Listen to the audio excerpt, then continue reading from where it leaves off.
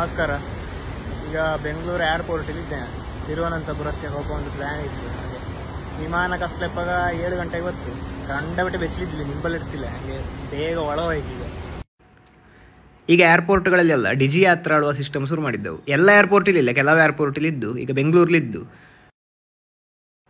DG ಯಾತ್ರಾ ಯೂಸರ್ಸ್ಗೋಕ್ಕೆ ಎಂತ benefit ಹೇಳಿದರೆ, ನಾವು ಈಗ ನಾರ್ಮಲ್ ಕ್ಯೂಯಿಂಗ್ಗೆ ಹೋದರೆ ಕೆಲವು ಸರ್ತಿಯಲ್ಲಿ ಗಂಟೆಗಟ್ಟಲೆ ನಿಲ್ಲಕ್ಕಾಗ್ತು. ಡಿಜಿ ಯಾತ್ರಾದ ಕೇಳಿ ಸಪರೇಟು ಲೈನ್ ಇರ್ತು, ಅಲ್ಲಿ ಜಾಸ್ತಿ ಜನ ಇರ್ತಾವಿಲ್ಲ. ಈ ಡಿಜಿ ಯಾತ್ರಾ ಯೂಸರ್ಸ್ಗೋಕ್ಕೆ ಮಾತ್ರ ಅಲ್ಲಿ ಅವಕಾಶ ಇಪ್ಪದು. ಹಾಗೆ ಸೀಮ್ಲೆಸ್ ಚೆಕ್ ಇನ್ ಬೋರ್ಡಿಂಗ್ ಆಗುತ್ತೆ. ಹೇಳಿ ಡಿಜಿ ಯಾತ್ರಾ ಆ್ಯಪ್ ಸ್ಟೋರಲ್ಲಿ, ಪ್ಲೇ ಸ್ಟೋರಲ್ಲಿ iOS ಮತ್ತು ಆ್ಯಂಡ್ರಾಯ್ಡ್ ಎರಡಕ್ಕೂ ಸಿಕ್ಕುತ್ತು. ಹಾಗಾದ್ರೆ ಅದರ ಲಿಂಕಿನ ನಾನು ಡಿಸ್ಕ್ರಿಪ್ಷನಲ್ಲಿ ಹಾಕಿದ್ದೆ. ಸೆಕ್ಯೂರಿಟಿ ಚೆಕ್ ಎಲ್ಲ ಮುಗಿಸಿ ಗೇಟಿನ ಹತ್ರ ಹೋಗ್ತಾ ಇದ್ದೇನೆ. ಗೇಟ್ ನಂಬರ್ ಇನ್ನದೇ ಅಪ್ಡೇಟ್ ಆಗಿಲ್ಲ. ವಿಮಾನ 7 ಗಂಟೆಗೆ ಕಾರಣ ಅದರ ಜೊತೆ ಕಾಳದೇ ಅಪ್ಡೇಟ್ ಅಕ್ಕಷ್ಟೇ.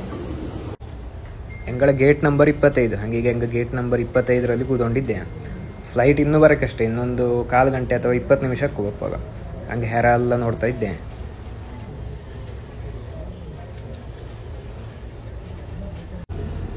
ನೋಡಿದೆ, ಇದೆ ಎಂಗಳ ಫ್ಲೈಟು ಇಂಡಿಗೋಳಿ, ಬೆಂಗಳೂರಿಂದ ತಿರುವನಂತಪುರಕ್ಕೆ ಹೋಗೋದು.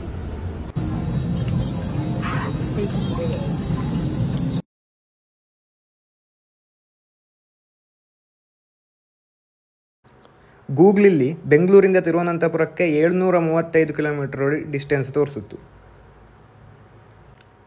735 ಕಿಲೋಮೀಟರ್ ಹೋಪಲ್ಲೇ ವಿಮಾನಲ್ಲಿ 1 ಗಂಟೆ ಬೇಕಪ್ಪದು. ಅದೇ ನಾವೀಗ ಬಸ್ಸು, ಕಾರಲ್ಲಿ ಇಲ್ಲದ್ರೆ ಟ್ರೈನಲ್ಲಿ ಎಲ್ಲ ಹೋದರೆ ಸಾಧಾರಣ ನಾವಾಗ 1 ದಿನ ಬೇಕಾಗ್ತದೆ.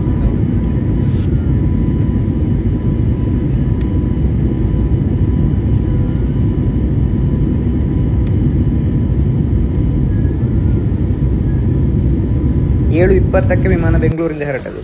ಈಗ 8:20ಕ್ಕೆ ತಿರುವನಂತಪುರಕ್ಕೆ ಎತ್ತಿಯಾಯಿತು.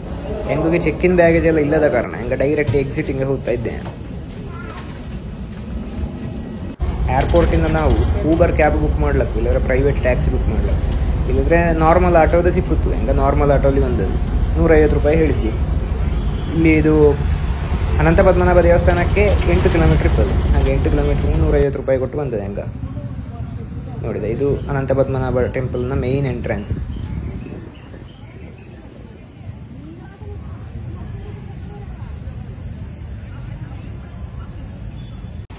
ಈಗ ದೇವಸ್ಥಾನದ ಎಂಟ್ರೆನ್ಸಿನ ಹತ್ರ, ಕೆರೆಯ ಹತ್ರಂದ ವಿಡಿಯೋ ಮಾಡಿಕ್ಕೆ ಈಗ ರೂಮಿಂಗ್ ಹೋಗ್ತಾ ಇದ್ದೆ. ಇಲ್ಲಿ ನಮಗೆ ಶಾಪಿಂಗ್ ಮಾಡಲಿ ಎಲ್ಲ ರೀತಿಯ ಸೌಲಭ್ಯ ಹಂಗಿದ್ದು. ನೋಡಿ, ಇಲ್ಲಿ ಒಂದು ದೊಡ್ಡ ವಸ್ತ್ರದ ಅಂಗಡಿ ಕಾಣ್ತು. ಇಲ್ಲಿ ವಸ್ತ್ರ, ಸೀರೆ, ಅಂಗಿಗ ಎಲ್ಲವೂ ಸಿಕ್ಕುತ್ತು. ನಾವು ಮನೆಯಿಂದ ಎಂಥ ತಾರದ್ದೇ ಇಲ್ಲಿಂದ ಶಾಪಿಂಗ್ ಮಾಡ್ತಾ ಹೇಳಿಯರು.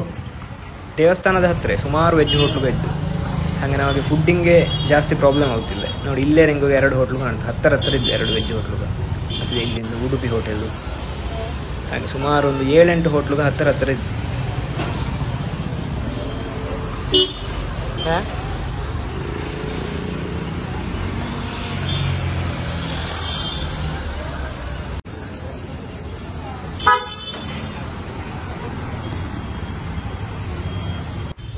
ಹೆಂಗೆ ಬುಕ್ ಮಾಡಿದ ರೂಮು ದೇವಸ್ಥಾನದ 30 ಮೀಟ್ರ್ ದೂರಲ್ಲಿ ಇಪ್ಪದು.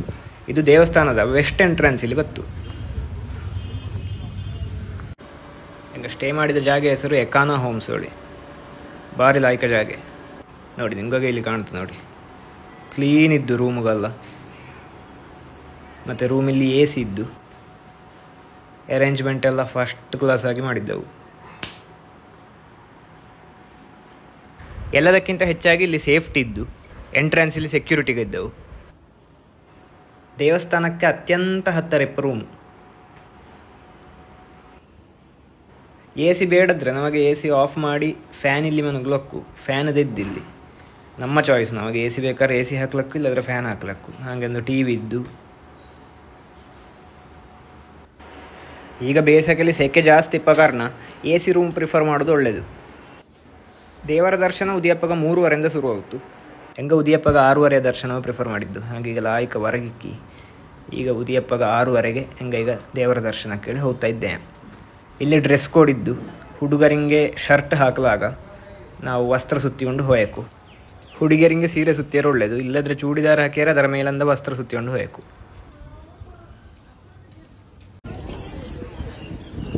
ನೋಡಿ, ಇಲ್ಲಿ 4 ದಿಕ್ಕೆ ಎಂಟ್ರೆನ್ಸ್ ಇದ್ದು. ಈಸ್ಟ್ ನಾಡ, ವೆಸ್ಟ್ ನಾಡ, ಮತ್ತು ಸೌತ್ ನಾಡ, ನಾರ್ತ್ ನಾಡ. ಪ್ರತಿಯೊಂದು ಎಂಟ್ರೆನ್ಸ್ ಇಲ್ಲಿ ಕ್ಲಾಕ್ ರೂಮ್ ಒಳಿದ್ದು. ಇಲ್ಲಿ ನಮ್ಮ ಮೊಬೈಲ್ಗಳ ಮತ್ತು ಇಲೆಕ್ಟ್ರಾನಿಕ್ ಐಟಮ್ಗಳೆಲ್ಲ ಮಡಗಲಕ್ಕು, ಹಾಗೆ ನಮ್ಮ ಬ್ಯಾಗನ್ನು ಮಡಗಲಕ್ಕು. ಪರ್ಸಿನ ಮಾತ್ರ ನಮಗೆ ಒಳಗೆ ತೆಕ್ಕೊಂಡು ಹೋಗಲಕ್ಕು, ಪರ್ಸಿನ ಒಳ ಬಿಡ್ತೇವೆ. ಎಂಕೋಗೆ 3/4 ಗಂಟೆಲಿ ದೇವರ ದರ್ಶನ ಆಯಿತು. ಇನ್ನೂ ರಜೆ ಬೇಗ ಆಗುತ್ತಿತ್ತು, ಅಲ್ಲಿ ದೇವರ ಬಲಿ ಇದ್ದ ಕಾರಣ ರಜೆ ಹೊತ್ತು ದರ್ಶನ ಸ್ಟಾಪ್ ಮಾಡಿದ್ದೆವು, ಹಾಗೆ ಚೂರು ಲೇಟ್ ಆಯಿತು. ನೋಡಿ, ಇದು ದೇವಸ್ಥಾನದ ಇನ್ನೊಂದು ಎಂಟ್ರೆನ್ಸ್, ಇದು ಈಸ್ಟ್ ಎಂಟ್ರೆನ್ಸ್ ಹೇಳಿ. ಎಂಗ ದರ್ಶನಕ್ಕೆ ಹೋದದ್ದು ವೆಸ್ಟ್ ಎಂಟ್ರೆನ್ಸ್ ಇಲ್ಲಿ ಹೋದದ್ದು. ಎಂಗಳ ರೂಮ್ ವೆಸ್ಟ್ ಎಂಟ್ರೆನ್ಸ್ ಇದ್ದ ಕಾರಣ ಎಂಗೋಗ ವೆಸ್ಟ್ ಎಂಟ್ರೆನ್ಸ್ ಹತ್ತಿರ ಹೋಯ್ತು, ಹಾಗೆ ಎಂಗ ವೆಸ್ಟ್ ಎಂಟ್ರೆನ್ಸ್ ಇಲ್ಲಿ ಹೋಗಿ ದರ್ಶನ ಮಾಡಿಕೆ ಬಂದದ್ದು.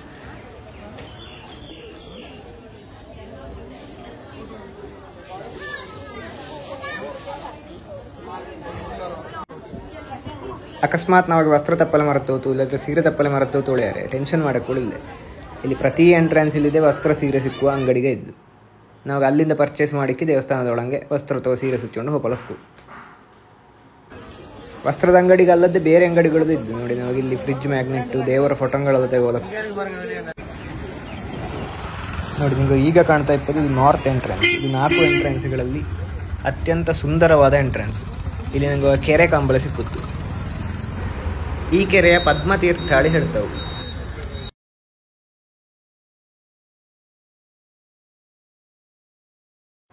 ಉದಿಯಪ್ಪಗೆ 7:30 ನಂತರ ನಮಗೆ ಸ್ಪೆಷಲ್ ದರ್ಶನಕ್ಕೆ ಅವಕಾಶ ಇದ್ದಡ. 500 ರೂಪಾಯಿ ಕೊಟ್ಟರೆ ನಮಗೆ ಒಳಗೆ ಸುಲಭವಾಗಿ ಹೋಗಿ ದೇವರ ನೋಡ್ಲಾಗ್ತು. ಹೆಂಗ ಹೋದಪ್ಪಗ ಟೈಮ್ 6:30 ಆದದ್ದು, ಹಾಗೆ ಆ ಟೈಮಲ್ಲಿ ಸ್ಪೆಷಲ್ ದರ್ಶನ ಇದ್ದಿಲ್ಲ, ಹೆಂಗ ಫ್ರೀಗೆ ದೇವರ ದರ್ಶನ ಮಾಡಿಕೆ ಬಂದದ್ದು. ಈ ದೇವಸ್ಥಾನವ 4,000 ಶಿಲ್ಪಿಗ, 6,000 ಕೆಲಸದವು, 100 ಆನೆಗ ಸೇರಿ ಕೇವಲ 6 ತಿಂಗಳಲ್ಲಿ ಕಂಪ್ಲೀಟಾಗಿ ನಿರ್ಮಾಣ ಮಾಡಿದ್ದವಳ. ಈ ದೇವಸ್ಥಾನ ಜಗತ್ತಿನ ಅತ್ಯಂತ ಶ್ರೀಮಂತ ದೇವಸ್ಥಾನಗಳಲ್ಲಿ ಒಂದು. ಈ ದೇವಸ್ಥಾನವ ವರ್ಲ್ಡ್ ರಿಚೆಸ್ಟ್ ಟೆಂಪಲ್ ಅಲ್ಲಿ ಹೇಳ್ತವೆ. ಈ ದೇವಸ್ಥಾನದ ಇತಿಹಾಸದ ಬಗ್ಗೆ ನಾನು ಡಿಸ್ಕ್ರಿಪ್ಷನಲ್ಲಿ ಹಾಕಿದ್ದೆ, ನಿಂಗೆ ವಿಡಿಯೋ ನೋಡುವಾಗ ಡಿಸ್ಕ್ರಿಪ್ಷನನ್ನು ನೋಡಿ. ಈಗ ದೇವರ ದರ್ಶನ ಆಗಿ ಹೋಟ್ಲಿನ ಹುಡ್ಕೊಂಡು ಹೋಗ್ತಾ ಇದ್ದೆ. ಇಲ್ಲಿ ಸುಮಾರು ವೆಜ್ ಹೋಟ್ಲ್ ಇದ್ದು, ಅನ್ನಪೂರ್ಣ, ಆರ್ಯಭವನ ಮತ್ತು ಬ್ರಾಹ್ಮಿಣ್ಸ್ ಹೋಟೆಲ್ಗಳು ಇದ್ದು.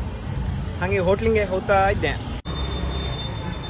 ನೋಡಿ, ಇಲ್ಲಿ ವೆಂಕಟೇಶ ಭವನಗಳಿದ್ದು ಮತ್ತು ಅನ್ನಪೂರ್ಣ 2 ಹತ್ತಿರ ವೆಜ್ ಹೋಟ್ಲು ಇದ್ದು. ಅನ್ನಪೂರ್ಣಲ್ಲಿ ರಶ್ ಇದ್ದ ಕಾರಣ ಹೆಂಗ ವೆಂಕಟೇಶ ಭವನಕ್ಕೆ ಹೋಗಿ ಅಲ್ಲಿಗೆ ಇಡ್ಲಿ ತಿಂತಾ ಇದ್ದೆ. ಹೋಟ್ಲ್ ಅವರೇಜ್ ಇದ್ದು, ತೊಂದರೆ ಇಲ್ಲ. ನೋಡಿ, ಇಷ್ಟು ಐಟಮ್ ಸಿಕ್ಕುತ್ತಿಲ್ಲ.